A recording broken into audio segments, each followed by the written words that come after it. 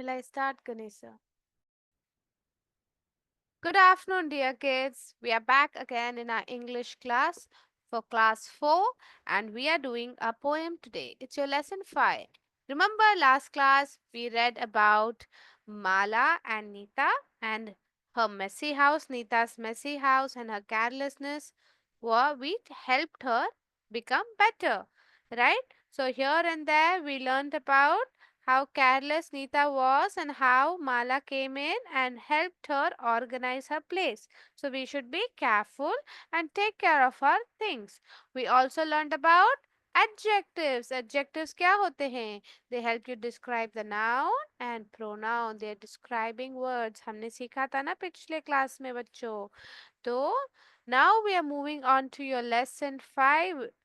यानी कि it's a poem. The poem is about a happy child. Yeah, she's so happy.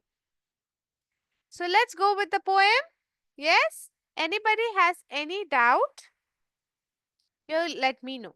So what is the title of the poem here? The title of the poem or the name of the poem is A Happy Child. Okay? And you know who's the author? I mean, author कब कहते हैं? When it's about a lesson. But who is the poet? Who's the poet? The poet is Kate Greenaway. Who's the poet? Kate Greenaway. I'll write the R more clearly. Kate Greenaway is the poet of the poem. So, this is the poet. So, we have in a poem, this is the name of the poem, and this is the poet. Who's our poet? Kate Greenaway. जो हमारा पहला poem था यानी कि कविता जो थी उसमें वहां पे पोएट था क्या बच्चों? Yes, who was it? Wake up poem के जो पोएट है सी फ्लेचर थे. And who is the poet of this poem? It's Kate Greenaway. आप पोएटेस भी कह सकते हैं for because Kate Greenaway is a ladies name, एक औरत का नाम है. तो you can also write poetess. But आदमी हो या औरत हो, आप लिंग बदले बिना आप पोएट लिख सकते हैं, कोई प्रॉब्लम नहीं है उसमें. ठीक है, अभी शुरू करें पोएम के बारे में पढ़ने के लिए बच्चों. चले आगे बढ़े. अगर आपको कोई भी डाउट हो ग्रामर में या लेसन वाइज या पोएम में, आप प्लीज चैट बॉक्स में डाल दीजिए. मैं अंतिम 5 मिनट में आपको बता दूंगी, डाउट क्लियर करवा दूंगी. चले बच्चों, अभी हम आगे बढ़ते हैं. So what is this poem telling is about? My house is red. My house is red. A little house. So my house is red. A little house. इसको हाइफन कहते हैं और इसको semicolon. My house is red, a little house. What does it mean? My children who learned adjectives, spot the adjective. Yes, red and little are the two adjectives used in this sentence. So my house is red. उनका जो घर है, it's red in color.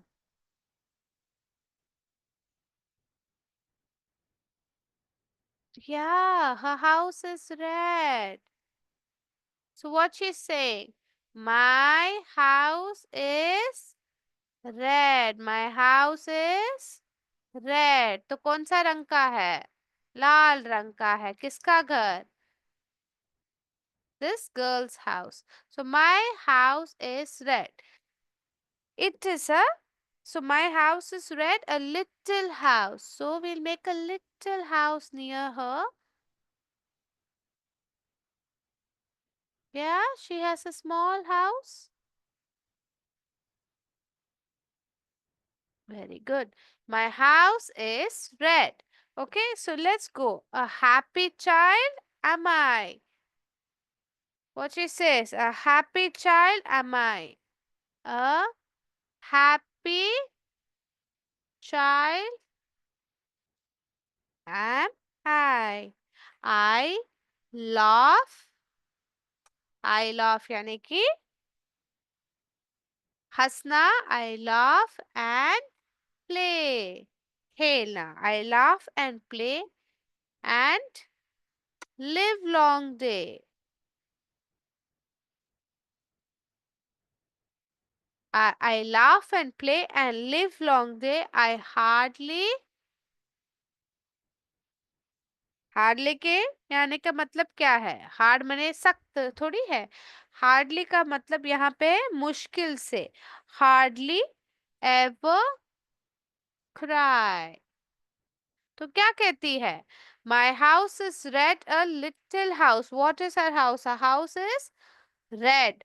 My house उसका जो घर है लाल रंग का है. My house is red a little house. Little का क्या ऑपोजिट हो सकता है? यस, लिटिल का जो ऑपोजिट है वो क्या रह सकता है? What's opposite of little? Big. Right. Little का ऑपोजिट बिग हो सकता है. Right. Okay.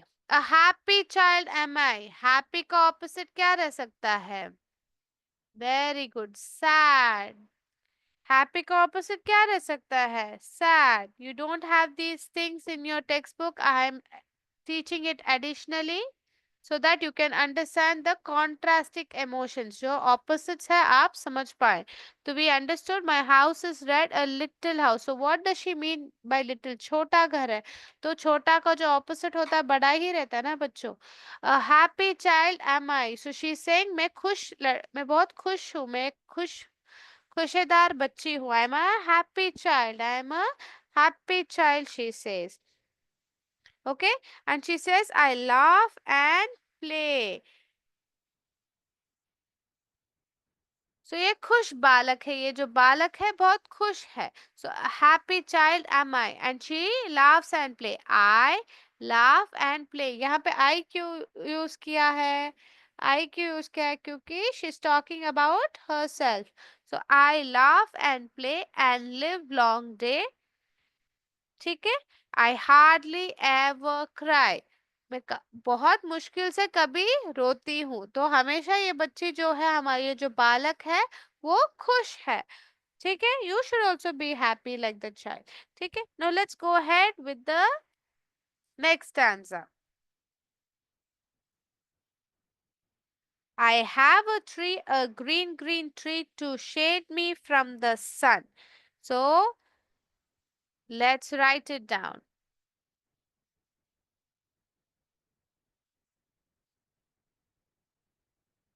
So Kate Greenaway, a poet, has told about her little house which is red, and now she also has a tree. So what is she saying? I have a tree. A green tree to shade me from the sun. So what does it mean? I have a tree, green tree का मतलब क्या है? तो ये एक बच्चे के नजरिया से बोला जा रहा है ना. देखो मेरे पास एक पेड़ है जो हरे रंग का है. हरा हरा है. तो what she's saying? I have a tree, a green tree. So let's draw a tree for our. See what she has. I have a tree, a green tree. She has a green tree. ये बहुत हरे रंग का tree है. I have a tree, a green tree. What color tree she has? A green tree. And what is the color of the house? The house's color is? Yes, red. The house's color is red. So what she has? She has a green tree and a red house. So she has a green tree and a red house. Okay, so let's color the house entirely red. Come. So she has a red house. Can you draw along with me like this so you will remember the poem? You will remember the colors of the house. Yes? Yeah. So I have a tree. Now let's go on to the tree. I have a tree. A tree माने एक ही पेड़ है. I have many trees बोले तो tree को trees लिखा हो और अ के बदला many trees और two trees और three trees कहा होता तो तीन पेड़ है एक पेड़ है. आप अ कब इस्तेमाल करते हैं? अ का इस्तेमाल कब करते हैं? When do you use a? You use a when you are mentioning एक चीज के बारे में बात कर रहे हैं. सिर्फ एक चीज के बारे में जब बात करते हैं you use the word so what she is saying here. I have a tree, a green green tree. So सिर्फ एक पेड़ है और जो रंग है पत्तों का कलर क्या रहता है बच्चों? हरा रंग का होता है. तो she has a green green tree. ठीक है. तो शेड मी फ्रॉम द सन. तो क्या कह रहे? शेड मी का मतलब क्या है? छाया. पेड़ क्या देता है बच्चों? छाया देता है. तो शेड मी फ्रॉम द सन किससे छाया दे रहा है? सूरज से. ठीक है. तो shade me from the sun and under it I often sit and under it यानी कि उसके नीचे and under it I often sit when all my work is done. So, what is this poem about? It's about a little girl, a happy child. She's so thankful. She's so happy. What is she happy about? She's happy about her red house, and she is happy that she laughs and plays and live long day, and she hardly ever cries. I have a tree, a green, green tree. She has a green, green tree to shade me from the sun. तो जो सूरज से जो है उससे छाया देता है क्योंकि सूरज कभी कभी इतना हॉट रहता है. The sun is sometimes so hot it it causes some burning in the skin. या आपको कभी कभी सर दर्द हो जाता है तो आपके पेड़ों के छाया के नीचे बैठ सकते हैं तपती धूप में. So what is the tree giving? The tree is giving her shade to shade me from the sun. And under it I often sit. So पेड़ के नीचे हमारी happy child बैठती है. And under it I often sit when all my work is done. So see, this is how it's represented in your book. So what is this? A happy child with a red house, a tree that gives her shade. And when she's done with all her work, she rests under it. Yes? This poem is such a sweet poem written by Kate Greenaway, who is a poet. Okay, bachcho. So what we are going to do is we are going to understand the meaning of hardly. Hardly का मतलब मुश्किल से, shade यानी कि छाया, and often यानी कि बार बार. ठीक है. So what she does and under it I often sit. हमेशा ऑलमोस्ट हर बार I sit when all my work is done. जब काम खत्म हो जाता है ये जो खुश बालक है वो क्या करती है? वो जाके पेड़ के नीचे बैठती है. अक्सर क्या करती है? अक्सर पेड़ के नीचे अंडर यानी कि नीचे बैठती है. And under it I often sit. Often का मतलब क्या है? अक्सर. अक्सर बैठती है. When all my work is done. जब आपको काम है आप पेड़ के नीचे बैठेंगे तब क्या हो सकता है? आप काम नहीं कर सकते. तो आराम आप ले सकते हैं, हमेशा लेना चाहिए, परंतु कब? जब काम खत्म हो जाए तब आराम ले सकते हैं. तो अभी हम क्या करने वाले हैं बच्चों? हम एक एक्टिविटी पूरा करने वाले हैं जो हमने पिछले क्लास में एडजेक्टिव्स पढ़े थे उसके बारे में एक एक्टिविटी करने वाले हैं. ठीक है बच्चों. और अगले क्लास में हम जो कॉम्प्रिहेंशन क्वेश्चंस है, वर्ड पावर है, वो सब हम अगले क्लास में करेंगे. ठीक है. तो यहाँ पे रेडी है आप लोग एक्टिविटी करने के लिए मेरे साथ? चलिए. तो let me share my screen.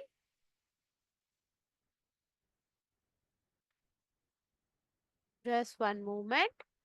तो हमने एडजेक्टिव्स के बारे में सीखा था ना? क्या सीखा था? एडजेक्टिव्स। यस, एडजेक्टिव्स क्या कर देते हैं? एडजेक्टिव्स डिस्क्राइब अ नाउन और प्रोनाउन और it makes a sentence colourful. तो हमने लास्ट क्लास में क्या पढ़ा था? प्रॉपर एडजेक्टिव के बारे में और डिस्क्रिप्टिव एडजेक्टिव के बारे में हमने सीखा था। तो अभी मैं आपसे थोड़े क्वेश्चंस पूछ लेती हूँ यहाँ पे। चलिए, ready to go ahead with it? Come on.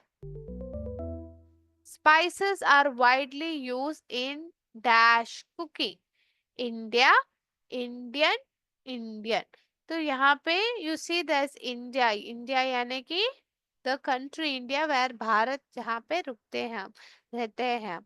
Indian यानी कि भारतीय देश. इंडियन यानी कि नागरिक बोल सकते हैं, भारतीय झंडा फ्लैग कह सकते हैं. यहाँ पे बटर, यहाँ पे 2 बार इंडियन लिखा है. इंडियन और इंडियन, इन दोनों के बीच में क्या फर्क है? लाल और पीले का फर्क है? No. Can you see the first word is capitalize here but here it is small letter. तो हमने क्या पढ़ा था? It's a proper adjective. When it's a proper adjective what happens? You capitalize the first letter. So the spices are widely used in Indian cooking. हम क्या use करते हैं? We use red chili powder, we use coriander powder, we use garam masala. हम सब खाने में ये सब उपयोग करते हैं ना? तो spices are widely used in Indian cooking. लौंग, इलायची सब spices है ना बच्चों? So spices are widely used in Indian cooking. He is wearing a red t-shirt. Identify the type of adjective. He is wearing, he एक subject है, is wearing is verb, a red t-shirt. T-shirt जो object है, red यानी कि yes, red is the descriptive adjective. Yes, it describe कर रहा है. Colors come under descriptive adjective. Very good. The Taj Mahal is an Indian monument. The Taj Mahal is an Indian monument. यानी कि तो ताजमहल जो आगरा में है, ठीक है, वो क्या है? इट्स एन इंडियन मोनुमेंट, जो भारतीय मोनुमेंट है. मोनुमेंट यानी कि जो हम बिल्डिंग्स होते हैं वो उसको कहते हैं. ठीक है. तो अभी हमें क्या करना है? We have to identify. क्या करना है? एडजेक्टिव को आइडेंटिफाई करना है. तो that's a proper adjective, descriptive adjective. यहाँ पे एडजेक्टिव कौन सा है पहले ढूंढते हैं. तो ताजमहल यहाँ पे नाउन है. तो इंडियन मॉन्यूमेंट, तो यहाँ पे Indian is describing the monument. Monument also noun. So Indian यानी कि Indian is the proper adjective, भारतीय. The music was too dash. Complete the sentence. The music was too thin. Music जो गाना है पतला था. The music was too pretty. बहुत सुंदर था म्यूजिक. आप ऐसे थोड़ी कह सकते. म्यूजिक गाना बहुत सुंदर है, ऐसे थोड़ी कह सकते. आप बहुत सुरीला गा रहे हैं, तेज गा रहे हैं, बहुत धीमे से गा रहे हैं. जब हम साउंड को डिस्क्राइब करते हैं हम लाउड, क्वाइट ऐसे बोलते हैं. तो music was too loud. Yes, that is a descriptive adjective. Now we have the dash butterflies flew around the flower. The dash butterflies flew around the flower. Who? The bitter butterflies flew around the flower. The bitter butterflies थोड़ी, बड़ी कड़वा कड़वा जो butterfly है flew around. No. The quiet butterfly flew around the flower. जो बहुत चुप है. क्वाइट का मतलब शांत. द शांत बटरफ्लाई थोड़ी कह सकते हैं. Yes, the beautiful butterflies flew around the flower. Yes, so beautiful again is a descriptive adjective. Yes, तो आप लोगों को ये समझ में आ गया how to do it. Yes, adjectives आप लोगों को समझ में आ गया. Very good. सो अभी आपको कोई डाउट्स है तो आप पूछ सकते हैं. ओके, सो यहाँ पे हाइफन क्यों यूज किया है, यहाँ पे कमा क्यों यूज किया है, यहाँ पे सेमीकोलन क्यों यूज किया है, आपको जानना है? ओके, तो वन बच्चा ने पूछा अगर मुझे पोएम लिखने को कहा गया तो यहाँ पे एक, यहाँ पे है, यहाँ पे एक डॉट है और फिर उसके बाद एक कॉमा है। तो ये कब यूज करना है, इसको क्या क्या नाम देते हैं आपको जानना है। तो इनको कहते हैं पंक्चुएशंस। व्हाट डू दे से, इनको कहते हैं पंक्चुएशंस बच्चों। तो that's a very good question. So let me teach you something about punctuations, a little about it. So we learn to about three punctuations that we saw here. ठीक है, three punctuations जो हमने poem में देखे। हमने एक full stop को देखा था ना, हमने फुल स्टॉप को देखा था।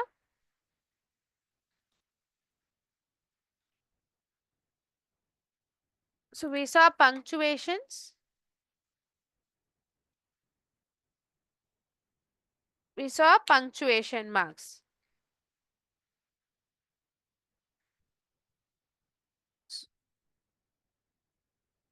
Punctuation marks बोलते हैं।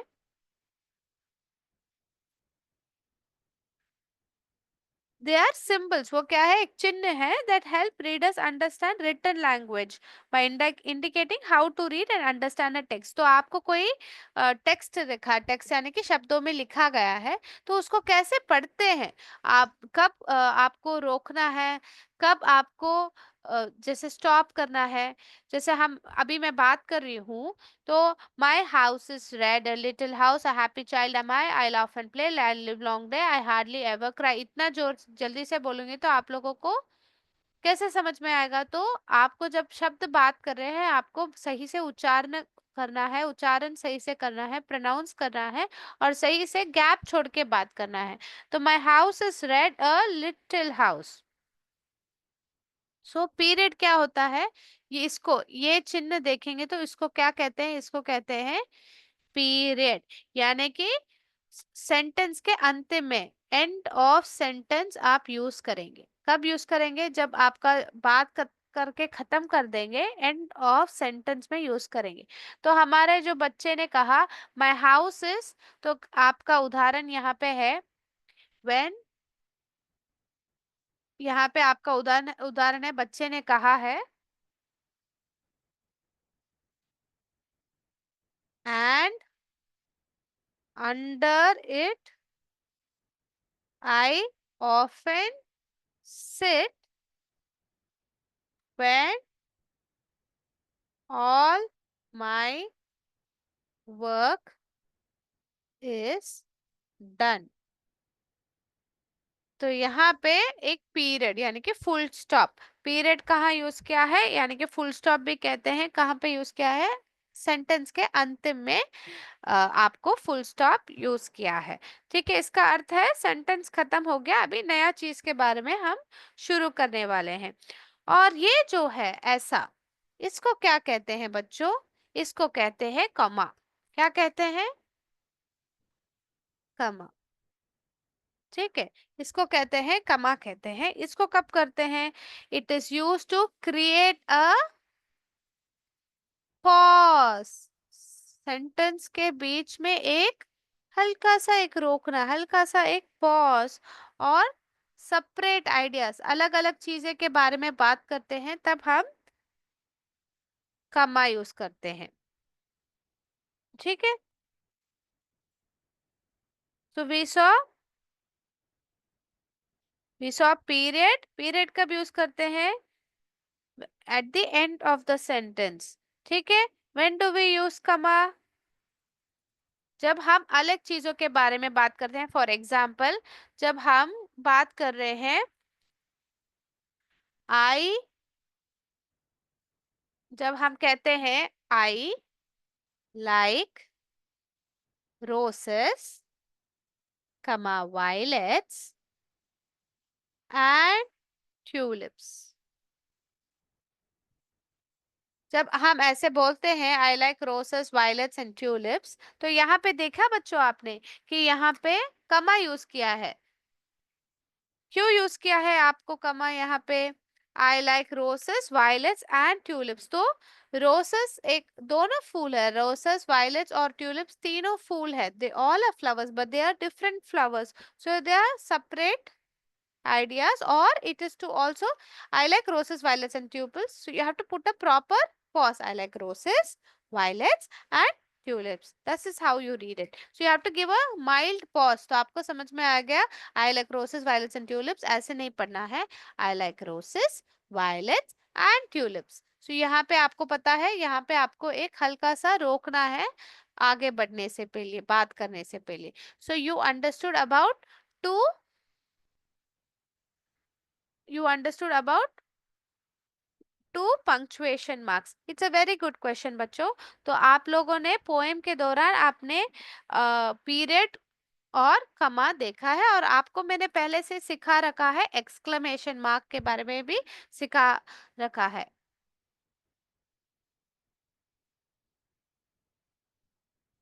जब भी हम सरप्राइज हो जाते हैं, जब भी हम सरप्राइज हो जाते हैं या कुछ कहना चाहते हैं उस वक्त, राइट, एक्साइटमेंट हो जाते हैं, जब हमें एक इमोशन, एक सरप्राइज हो गए वो कहना है, या कोई चिल्ला रहा हो,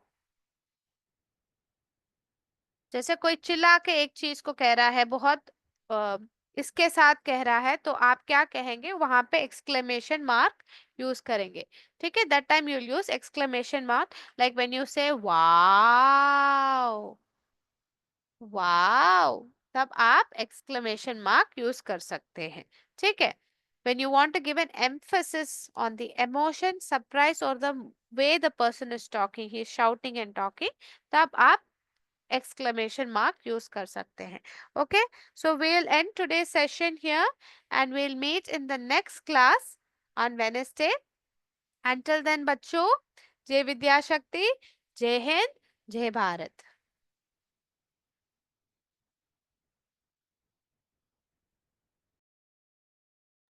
Thank you, Ganesh sir.